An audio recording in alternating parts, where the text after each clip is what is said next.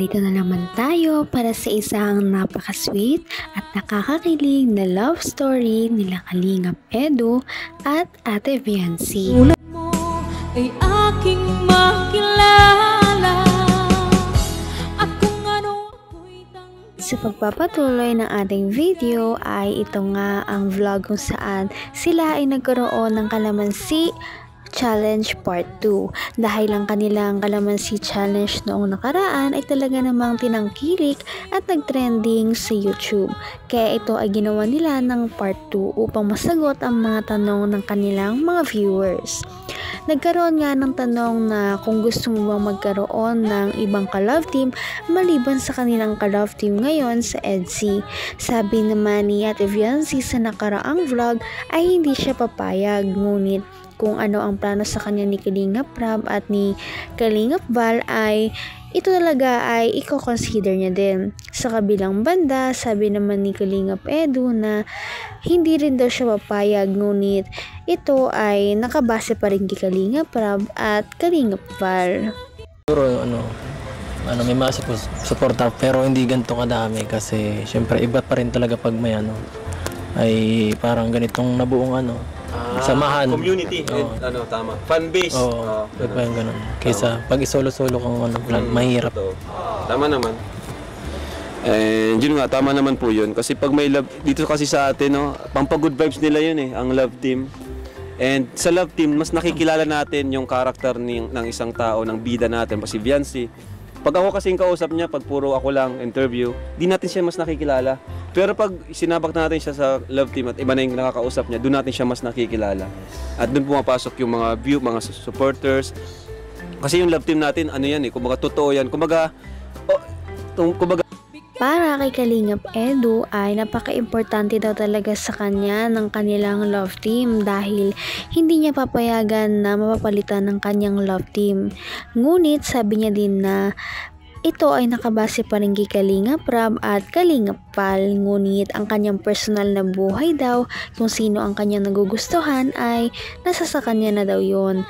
Inad niya pa na ang EDSI Love Team daw talaga ay nakakaiba dahil kahit nasabihin natin na marami na silang mga fans daw na solo, ay iba pa rin kung nasa sila ay nasa isang love team. Lumalabas daw talaga kung sino talaga sila bilang isang tao at kung paano talaga sila makihalubilo sa ibang tao. May mga bagay daw na hindi daw mailalabas ng isang tao kapag solo lang daw siyang nag-vlog. Iba pa rin talaga kung yung may kasama, may kabanding, at may ka-love team. Atin ngayon, Viancy, kung sakali lang syempre darating ka naman dito kung nasa tamang edad ka na, di ba? Ngayon mga 17 ka na ngayon taon, di ba? In few months, mga 17 ka. And kung nasa tamang edad ka na, like 18 years old ka na, papayag ka bang magpaligaw kung sakaling may gusto manligaw sa'yo? Alam ba, sa EDS, ganyan.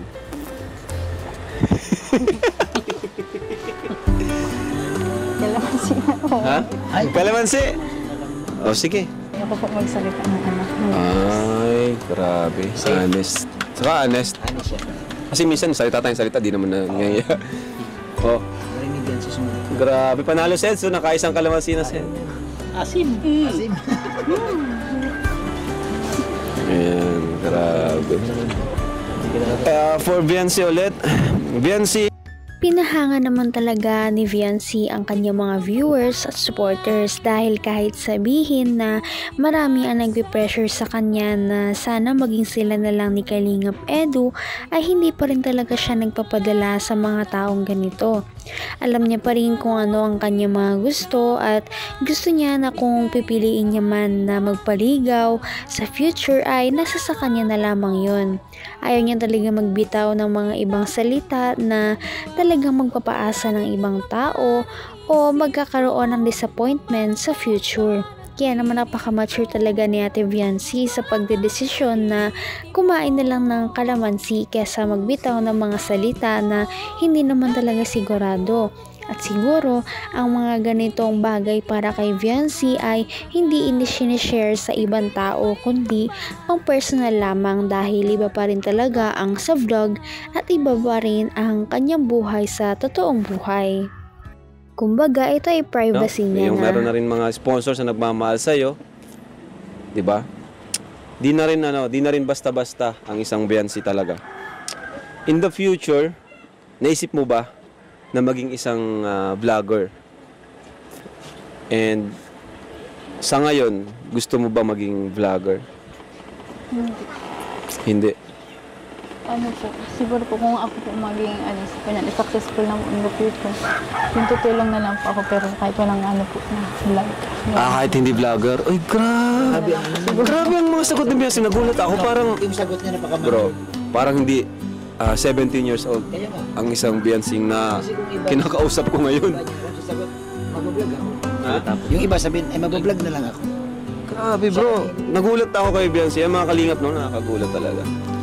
At syempre, salute din kay Dr. Love kasi natagpuan niya. Siguro lahat ng kanilang mga supporters ay talagang proud na proud para kay Viancy dahil hindi sila mali ng sinuportahan at tinulungan. Dahil kitang-kita naman sa mga sagot ni Viancy na talagang siya ay napaka-mature na bata na. Tinanong siya kung gusto niya daw ba maging vlogger sa future. Ang sinabi niya ay hindi daw dahil alam niya ang kanyang mga priorities at mga gusto sa buhay. At kung gusto niya man daw tumulong ay hindi na kailangan pa daw na i-vlog yon dahil ang pagtulong ay galing talaga sa puso at ito dapat ay bukal at hindi dapat ginagawa para lamang sa views. Talaga namang gusto niyang tumulong ngunit ito ay iiwan niya na lang na maging private at bahala na ang Diyos sa pagpapala sa kanila. Nakakaya yung gano'n na lumayo. Pwede na lang kung lumayo sa nagpamilya tapos lumayo talaga. Pag halimbawa nag-travel sa ibang lugar, kung gano'n. Siyempre, solo na yun eh. Okay, ikaw naman, Viancy, hanggang kailan ka magiging kalingap? Ako din po siguro ganun din po yung... Ganon din. Hanggat may kalingap din. Hindi sila. Okay nga sila. Bagay. Alright, so tapos na tayo guys. Nakasurvive sila sa kalamansi challenge natin. Nakaisang kalamansi lang po si Viancy. Galing. Galing. Nakagulat bro. Kayo, may tanong ba kayo? Okay na yun, wala naman na ito. Wala na. Ha? Ubusin niyo. Okay, popong ko dyan, Eds. Ayaw ko maasin yan. Ayan, so palakpakan natin mga bro. Tinanong naman si Kalingap Edu at ito ang nagpa-hot seat sa kanya dahil tinanong siya kung sa future daw ba ay may plano siya na magsulo ng vlog dahil ngayon nga ay parang nagiging mas sikat na siya at mas kilala na siya. Kumbaga kung magtatayo siya ng kanyang sariling channel at sariling kalingap ay talaga namang marami pa rin ang susuporta sa kanya at magiging successful siya. Ngunit nakakatuwa dahil mas pinipili pa rin ni Kalingap Edu ang mga totoo at tunay na tumulong sa kanya dahil hindi niya kinakalimutan kung sino ang mga nag-ahon sa kanya mula sa hirap. At kung sino yung mga tao na dapat talagang pasalamatan habang buhay. Kaya mananatili siyang kalingap hanggang merong kalingap. Blessings na nagmumula sa mga nagmamahal kay Viancy para po sa savings ni Viancy. Alam niyo ba kung magkano? Hindi pa. May hula kayo. 5,000? 10. 10, 5, 10, ikaw. 20,000. 20,000? Wala nagtama. Dahil ito ay 60,000 pesos! So ayan mga kalingap, andito rin sila nanay, pinaupo po natin dito kasi tatay para kompleto po sila, bago natin ibigay itong pinabibigay ni Sir Leo D. Funds. Sir Leo D, no? Sir Leo, ang talagang napaka-generous na sponsor po ni Viancy. Ayan. So, ito daw po ay para sa savings ni Viancy, Nay, So, nasama niyo naman po siya, di ba, pag nag-ano. So, ito po ay 60,000 pesos. Grabe! Congrats po. So, bibigay ko na po sa inyo. Grabe talaga ang mga blessings na dumarating kay Fiancé at sa kanyang pamilya.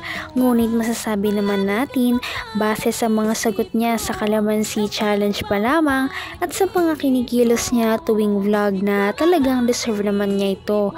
Nakakatuwa dahil ang mga supporters niya ay talagang ina-appreciate si Fiancé kung ano siya at kung ano ba talaga ang mga ginagawa niya. Talaga namang spoiled na spoiled siya ng kanyang mga supporters. Binigyan siya ba naman ng 60,000 para lamang sa kanyang savings at ito ay galing sa isang tao lamang. Ano pa kaya kung ang lahat ng kanyang mga supporters ay talagang pinagsasama ang pinagbibigay nila. Napakarami talaga ng kanilang tulong para kay Fiancé upang makaahon sila sa hirap. Kaya naman, sana ipatuloy natin silang suportahan at mahalin si Fiancé, si Kalingap Edu at ang Kalingap team. Yun lamang at maraming salamat sa panonood. Abangan natin kung magkakatuluyan ba talaga si Kalingap Edu at Fiancé. Hanggang sa muli. Bye! Ngayon'y abot